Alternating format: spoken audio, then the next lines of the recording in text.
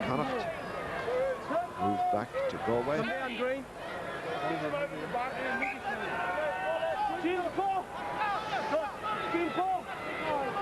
Costello at 2 this time. John's in the middle and back to the end for Malcolm O'Kelly.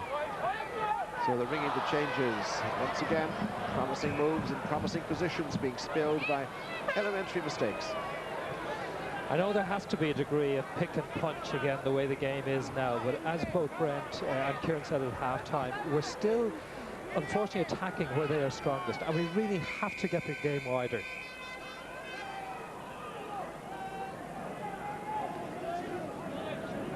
Paul Wallace once again says, "Me ref." Certainly his scrummaging style has brought him to the attention of the refs. He's very unhappy with that, Paul Wallace, because he's been freed a few times today. Jeff Nats has kicked well, hasn't he? He has. He's done well. His line kicking's been good. Clohessy and Wallace, the two props, you can see how unhappy they are with this situation. Why would they collapse it when they're in good positions? They're almost a stone a man heavier. But it really depends, I suppose, on how the ref sees it on a day. Petnadze swinging it out. Kamsuritze. And there's the other centre who's been replaced. Jim Chilatze, number 17. So they've taken off their two centres, replaced them. See if they can shore up the defence a bit better than the boys in the first half. But there's an example with Georgian possession. You can see that possession out wide is actually a liability, and they're the areas in which Ireland just simply must attack. Yes. We have got to get that ball wide. I know I'm repeating myself, but it's so obvious. Costello's head isn't in there. Is it his move? McGuinness says, "Leave it to me." Elwood on the half volley to Conor O'Shea. It's worked out much better than it should have. Into Elwood, no. Decided to hold on. He did lay it back well. It's a good promising move here. McGuinness is almost through. Good stop that though. And now here's Paul Wallace for a second try. Well, they're going, surely. Costello in. To finish off a move set up by McGuinness. Good try at the end. Paul Wallace certainly felt a bit of soreness in there, as Costello acknowledges that it was his drive that led to Costello getting his try. Here we are again. McGuinness making the break, just about stopped, and Wallace now really running like a centre. Did well. And Costello getting the pop-up ball. Nice try. Victor Costello scores his third try for Ireland. One against Wales, one against Canada. Elwood, once again, 100% kicking from him today. And after 7 minutes, Ireland 35-0 up. Again, it's route one to success to the try line with McGuinness and particularly Wallace. This is a terrific break by Wallace, reminiscent of Popplewell in his heyday, but it's the presence of mind to pop that up, and good support play as well by Costello, but the presence of mind to pop it into Costello's path, and a very good Irish try, albeit, as I say, route one. There he is, he'll be pleased with that. Finishing off a very good move, but I think Wallace will play the tape a few times. Up goes O'Kelly. Here's McGuinness. He made a superb break against Canada, led to a try, and he's got Costello at his shoulder. He held it up there, looking for support, and finds it once again from that well-known centre, Paul Wallace. And on goes Ward. In goes O'Kelly. In goes Clohessy, and O'Kelly once again. He's becoming a real world-class second row. He's got all the attributes now for O'Kelly: height, strength, and speed. Ireland's ball. Miller into Ward, trying to find that little gap by drawing the man out. Here's Costello once again. Still going, he can get up, he's not held. Takes him to within 5 meters of the line. And it's lost. Unfortunately for Georgia, their players were offside. The ref just waited. It'll be a penalty. A penalty to Ireland. Now there are two Georgian players on the ground. That's the captain there, RWC. And the other player is certainly away to the left. He took no part in it. Here's the move again, Tony. Well, there are gaps appearing all over the place. There's so much space. Costello wasn't actually tackled there, so again, he had the presence of mind to get back on his feet. But that's the stage there where we're not getting the quick ball, quick controlled ball that I'm talking about. And when a team is committed like that with so many players close in, there has to be gaps out wide to create the overlap. And that's the continuity game we're not putting together, that when we get to the point of contact, the ball comes back cleanly, it's quickly out to the middle of the field, and that's where you create. It's not happening.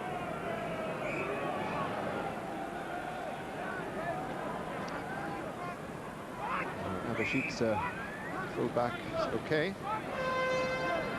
So the scrum has to come out 5 metres. We'll see what the front row of the Irish side are doing now. Ireland possession. McGuinness, Elwood, flipper to Maggs, didn't work. When it works, it's very spectacular, as Dennis Hickey knows too well. Andy Ward. Ward again. Ward actually scored a try in the corner over there with a flip pass from McGuinness. Here's Elwood into Bell. Going well, he sees the posts, can't make it, 5 metres short. Possession again, McGuinness, here's Paddy Johns, swinging it wide. Elwood, lovely pass, Dignan's going to score on his first cap. Lovely pass from Paddy Johns, and a grateful Pat Dignan touches down under the posts.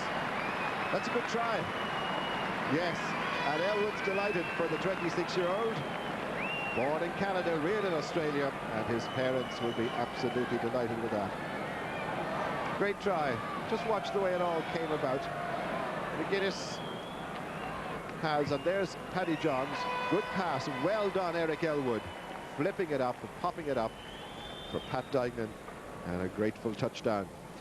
And that's exactly what I'm talking about. That's where the space comes up, but particularly good play by Elwood there to just pop the ball into space and Dignan onto it in a flash. But that is where the holes are beginning to appear, out wide, and we have got to exploit those gaps. Elwood, of course, completed the 7 points. That's the score.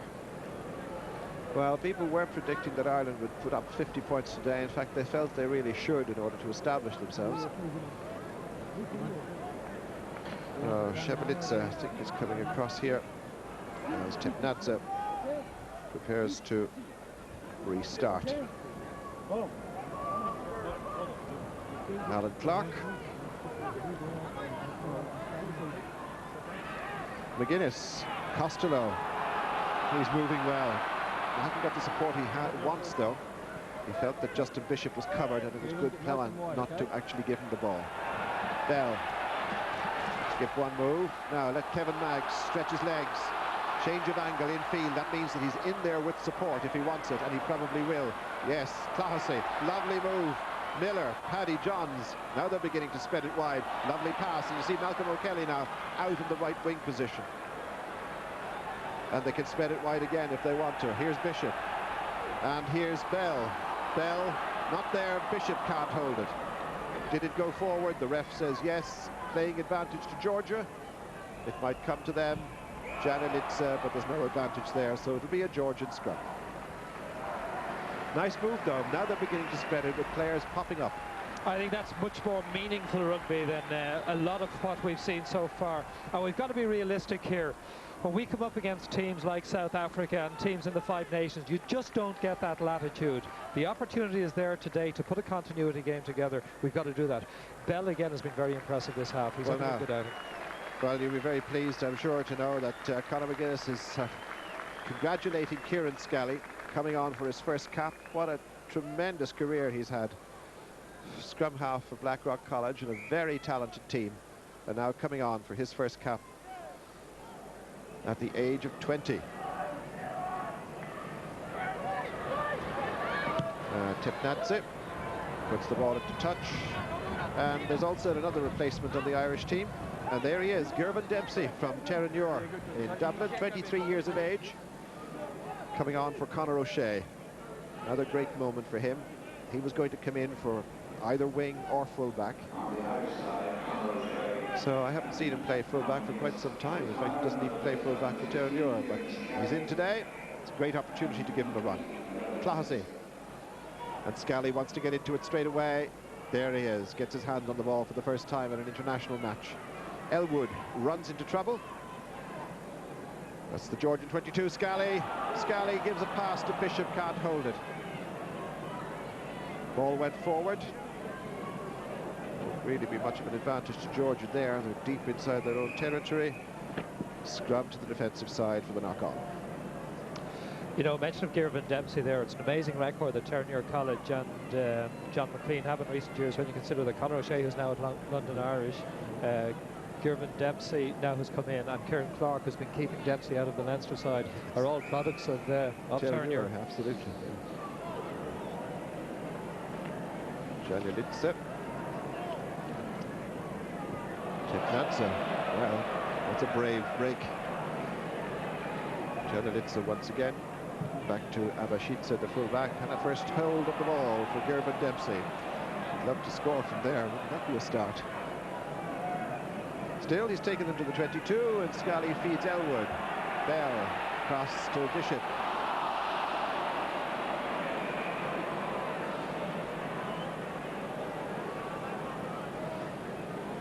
Well, I suppose in a way, Tony, you could be kind and say it's a funny kind of a day. It could be freezing cold out there, and the winger doesn't get too many opportunities. And I have to say that is most uncharacteristic. Justin Bishop is really Simon Gagan Mark II, a very similar type of player. I'm surprised he knocked that ball up. There have been 8 knock-ons in promising positions by Ireland in this match.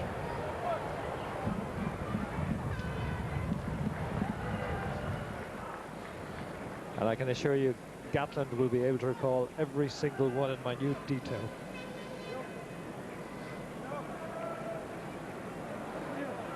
Georgia's going to be ready to make another substitution. Andy Ward wants to play on. Wants the call. Clark has the ball for the throw.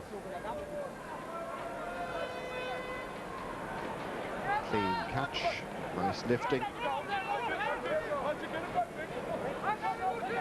And they're trying to hold them up, and the wedge forming. And Flaherty has to clear the debris out of the way, and boys were offside.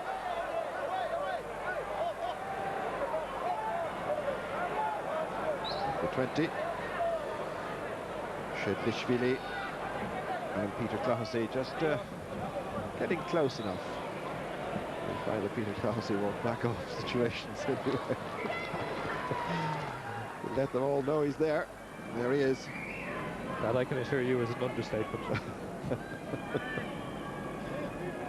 He's had a great season for Munster. Absolutely. I mean, the switch over from tight to loose is not easy by any means, and he's been outstanding form all season. Probably their most consistent player. Well, he's kept Justin Fitzpatrick out of the side, and Justin Fitzpatrick played in the 2 tests in South Africa, and indeed Reggie Corrigan didn't even make the squad on the strength of Peter Flaherty. Here's Elwood, and in comes Dykeman again. Slight-built young man, across comes Flaherty to pass it out to Elwood. And O'Kelly, start again. Feel they can score from every move here, but 3 on. Here's Bell, scything through. Well, that's as good a try as you'll see from Jonathan Bell. I guess he felt he'd never make it. A wall of red shirts in front of him. Little shimmy here, half a swerve there, and he's in under the posts. And credit where credit's due. This is all about the line of run, taken both by Elwood and by Bell. Again, we've got to be realistic. You don't get latitude like that against the better sides, but he saw the opportunity, he got his line right, accelerated through the gap, and a very well taken try by Bell. And I have to say he deserves it, because he's looked sharp today. Well, interesting, the 2 centres have now scored, which is good news.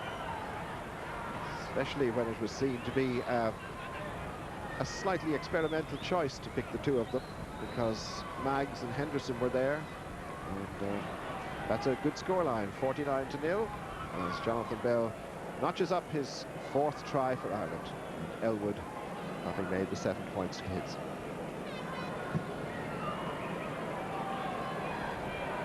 I'd say this will be an opportunity for Warren Gatland to give every one of the reserves possibly a run today, and he's certainly given 2 of them a run.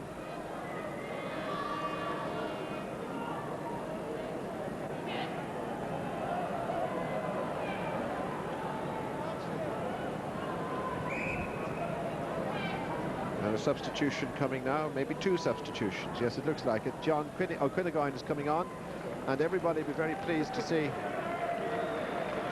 Jeremy Davidson come in. Malcolm O'Kelly gives Jeremy Davidson a really warm welcome. Now off comes Victor Costello and Malcolm O'Kelly. No disgrace in being taken off. It's absolutely good move. And Malcolm O'Kelly's done his bit. Delighted to see Jeremy back in the side again. See what he does now in the remaining 20 minutes. Georgia, unfortunately not forward, lose the advantage of an attack, and Ireland get the opportunity to put it in. So Davidson in the second row, and John O'Quinnigoin going straight in at number 8.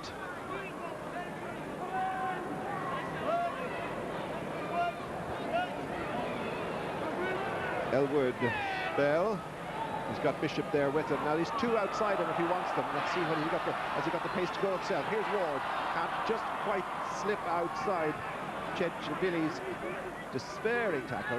Did enough to stop the big forward. All right, here we go. Here's Dempsey. Dempsey outside his man. He's also going to score in his debut. Oh, what a day for the 23-year-old from Terranure. Oh, that was a good try. Smashing individual try. Swerved outside his man, left him for dead, and here he is. He had a long way to go. Just took it on the 10-meter mark. Nice move. Didn't need mags. Got in for a try. That's what's made him a very exciting prospect. He's been playing like that all season. He certainly has, albeit on the left wing for Leinster. He does well to get out of the tackle here, but it's the skill here he shows to go outside and to set the fullback, the opposition fullback off balance. That's a beautifully taken try of pace and balance by Girvan Dempsey. And as you rightly say, Jim, it's been wonderful for both new caps there. But with Tappet now, to choose the pun, if Scally could get in as well for another debutant's try. He's only been on the field about 5 minutes. That's a great start to his international career. Elwood kicked the points. 8 out of 8 for Eric Elwood. Hasn't been a difficult day for him.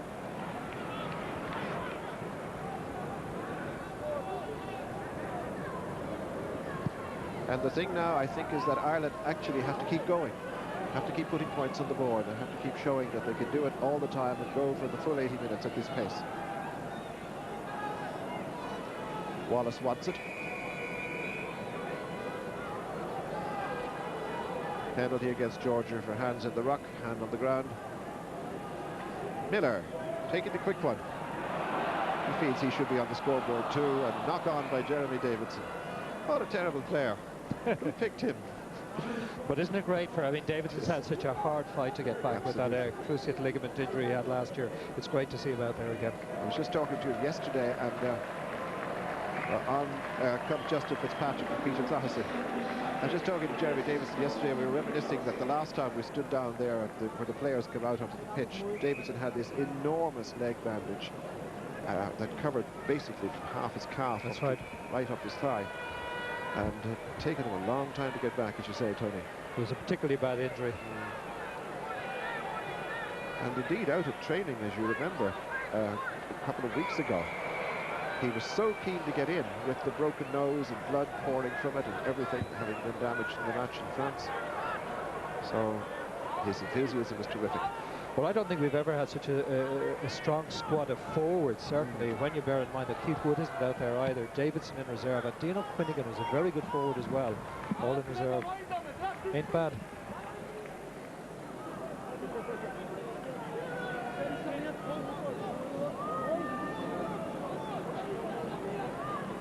And there he is. Jeremy Davidson now his 13th cap this afternoon, 6 feet 7 inches tall. Great addition. Still playing in Castres in France. I wonder will Warren Gatlin bring on David Humphreys? He's the only one who hasn't been given a run yet. I'll be very surprised if he does not. It was good taken back. Georgia in possession. Plenty.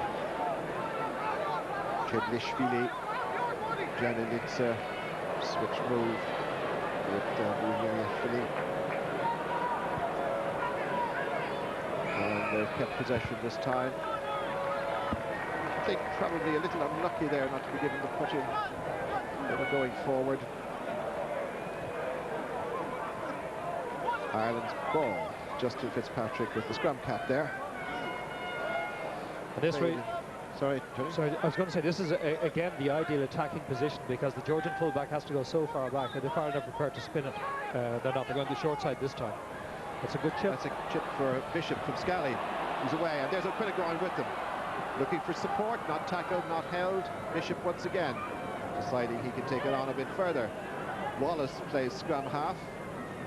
Looks for the rest of his pack. Scally to Elwood. Bell, all the new names. Well, it's a knock on, but he did well to get in the way of the pass. That would have been a certain try. Ref playing on. Good advantage there. This is Bell again, playing in the centre.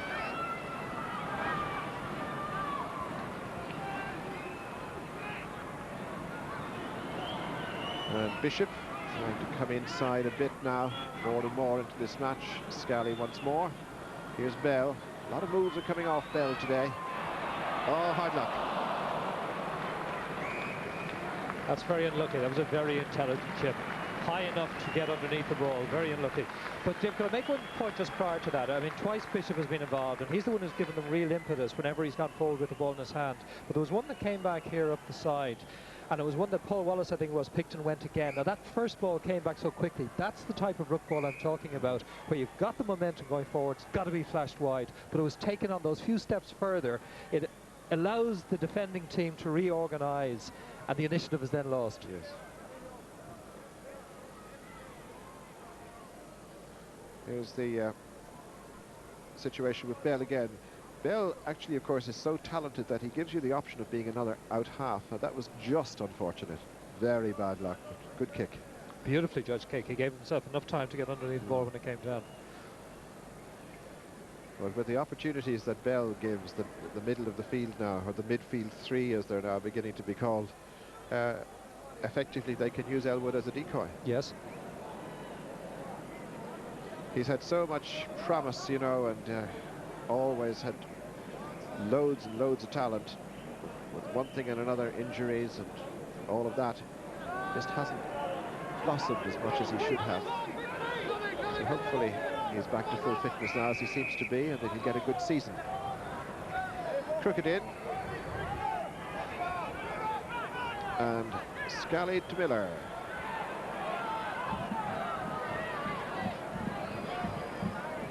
Scally once again, nice long pass to Elwood. This time it's into Dignan. For such a slightly built fellow, actually, he's not only elusive, but he's hard to take down. That's one aspect of his play I've been astonished at. I've seen him quite a bit for Connacht this season, and he is extraordinarily strong. And both himself and Mervyn Murphy in the centre of the field really give them a very strong physical presence. And as you rightly say, Dignan is not the biggest build, but very strong in possession. Now, centre's covering the open side. And Scally with O'Quinnagoin going narrow. Now, chance to break. Here's Scally again, and he's also going to score on his debut. Oh! That's it. How far did you dive, Kieran? Oh, about 20 yards. Dignan scores on his first showing. Dempsey does the save, and Kieran Scally. He did it all himself. Nice break by the scrum half. Well, that's what the talent is all about, and everybody knew he was there. And I'm perfectly certain that his dad, Derek, will be a happy man today. And rightly so. Again, it's a real, as I said already, Route 1 try. He's a very talented player, Kieran Scally. What a good shot. Absolutely, and that completes the icing on the cake. Boy, did he enjoy that. That's one for the scrap album. Absolutely. There he is, only 20 years of age. But I think we've got to keep it in perspective. I mean, Ireland are rattling up the points now, but it is very, very poor defending by Georgia at this stage. Very poor. And there's another 12 minutes to go, or thereabouts. Now, Georgia are going to make another substitution. I think Chirkava is coming off. Loose head prop. He's had a few problems. And Sabadzi, who is one of those players who plays in France, he plays for Narbonne, is coming on.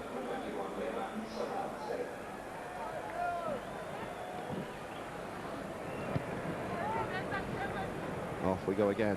Miller. Could be described as a slightly high tackle, that from Kamasuridze. Here's Bell.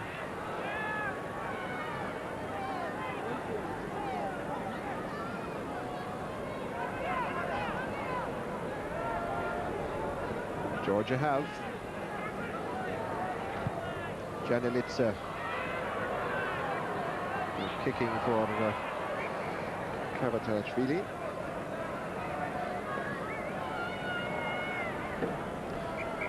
And Kevin Maggs, one of the early tries. First try by a back, actually, after the two forwards had scored. 9 tries, all converted, 63-0. Now this is the best attacking position that George have had for some time. And here's the hooker now, Javelitsa throwing to the line. And she wasn't doing when the prop Chikava was there. Now, can they surge? Or will Ireland hold them up? It looks very much as if Ireland are holding them. Still, Janelitsa has. Hepnadze out to the centre. And Chilatse has, and he's got men there. Kabatse having to put it down. And a penalty against Ireland. There's a hand in there that shouldn't be there, but the ref's playing advantage. They would love to get on the scoreboard, and up comes Abashidze. Well, the ball bounced for him, not for him, but for Justin Bishop, yes. But it's with you, it's with you. And the ball will bounce for you. But isn't Bishop very good in possession? Very good. You know, he very seldom loses the ball, and he always manages to set it back for his forwards and indeed his scrum half.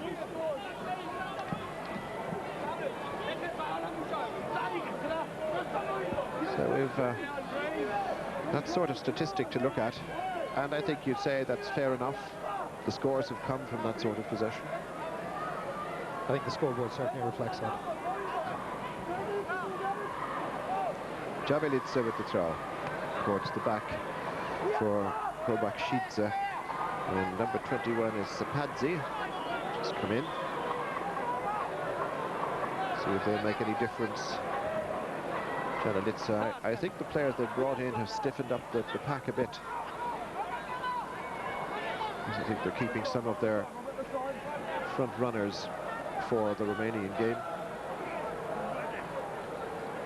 Depadze.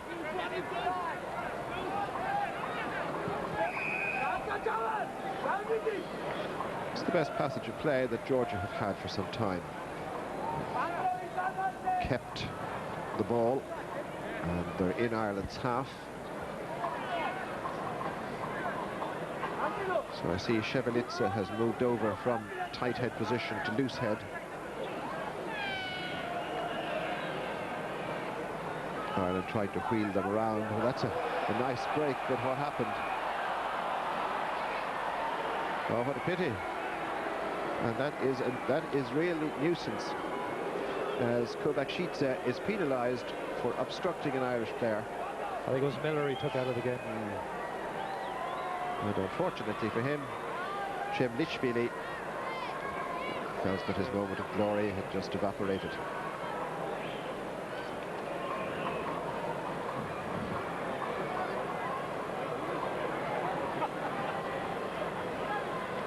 Elwood.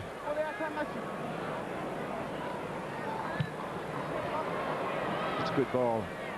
Put the ball behind the players. Oh, Maggs, what a pity. Right, up comes Dignan. Abashidze clears his lines.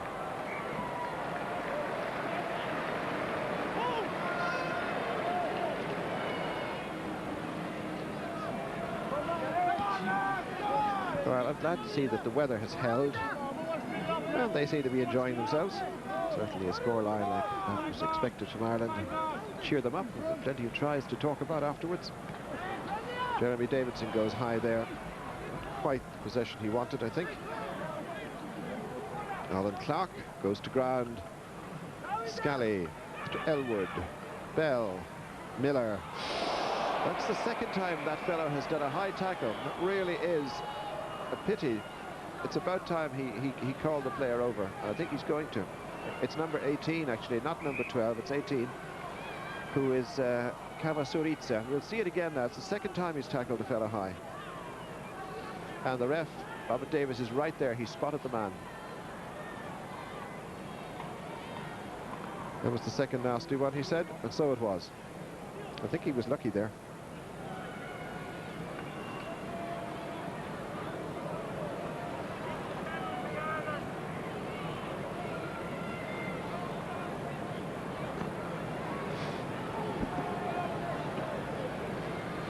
And we hear a rather interesting scoreline from Wales at the moment. Wales, the home side, are leading the world champions by 20 points to 17, Tony Ward. That is an amazing scoreline. So. Absolutely amazing. And I heard Jonathan Davies on the radio this morning saying that he expected South Africa to put 50 points on them. Well, if they hang on there, that'll be one of the great wins of all time. Meanwhile, O'Quinnagoin, Scally and Dempsey. Dempsey through for a second. Oh, he's setting up the margins now. Great turn of pace by the fullback. Planned move, as we'll see, but lovely passing. And Wallace says, well done. Gerben, now here we go. With O'Quinnagoin and then Scally making the extra move. The skip one move, and there was an extra man there with Bishop as well. And that opened it up. And once he takes the ball at pace, it's very hard to stop, and you're through the line and touchdown. And a beautifully floated pass from Scally, lovely long pass. But this is the point I've been making from the start of the game. Once you get out wide into any space at all, open country, it's very, very hard for these guys to defend against the pacey Irish backs. And that was a well-taken score by Dempsey. What a debut. 2 tries on your first appearance for Ireland. Elwood got the conversion, as you can see. And first of all, he was hoping that he might get a run. And we had a chat yesterday. And then he gets a run, gets a try. Lovely try too, and then gets a second. My goodness. And it's not quite Christmas. Janilitsa, Tefnatse into that offender, Kamasuritsa. Very tall, 6'5" is very tall for a centre, Tony. I guess part of the problem, isn't it? That's why he's tackling so high. I think so. Clark wants him on the ground. That's where he has him now, but still Georgia goal. Tepnatse into Kovacica, the man who spoiled a certain try by taking an Irishman out of it. Now Janilitsa again. This is Katsadze.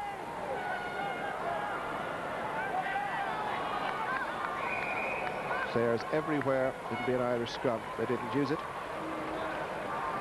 So we've got about 3 minutes left, not counting any time the ref might add on for stoppages.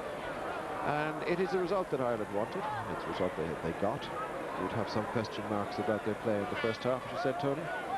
But overall, I think on balance, it's hard to argue against 70 points to 0, and we may see even more before the game is over. But there are aspects of the game that's not encouraging, and they weren't getting to see. Here's a try now. Oh, here's a lovely move by O'Quinnagoin.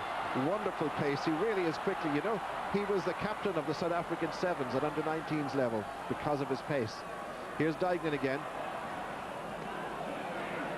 Well, they managed to stop him, I suppose. And Ward wants it. That's Ward there. Great move. And Miller was out, and so was Wallace out with the backs. And you see, we have to draw a comparison there with the top nations, with your New Zealands and your Australias and your South Africa. At this stage of the game, if any of those countries broke away like that, it's 7 points underneath the post. Ireland must finish those opportunities out, which we did not do there. That's right. That is poor play. Scrum half, Janilitsa has been on the receiving end a lot today. The out half trying a break from there. I think his coach might have something to say about that. Well, at least they've kept possession. Here's Abashitsa. Full back. Play on. It might be an advantage to Ireland there. Georgia keep possession.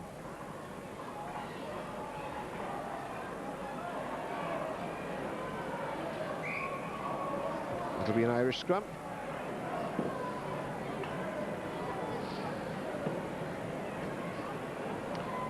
Ref has a look at his watch as we go into the last minute of normal time, that is. And the weather stayed fine. It's very cold, but that's all right. Middle of November. And Georgia and Romania are playing here on Wednesday night, Lansdowne Road.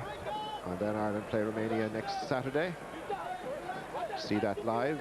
Then, of course, Ireland plays South Africa on the Saturday after that. So plenty of rugby to the warm-up to Christmas. And then, of course, the AIB League starts in December.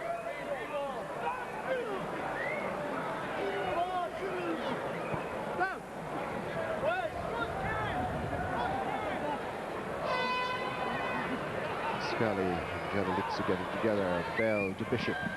Nice one. Dignan going to ground once again, and Ward. He gets through a lot of work, Andy Ward. Miller. Nearly through. Alan Clark.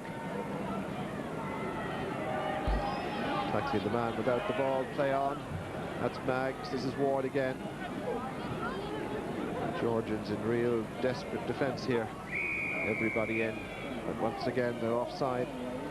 The temptation's too great. Eric Elwood, quickly taken, gives it to Bishop. Not 10, or was it forward? Yeah.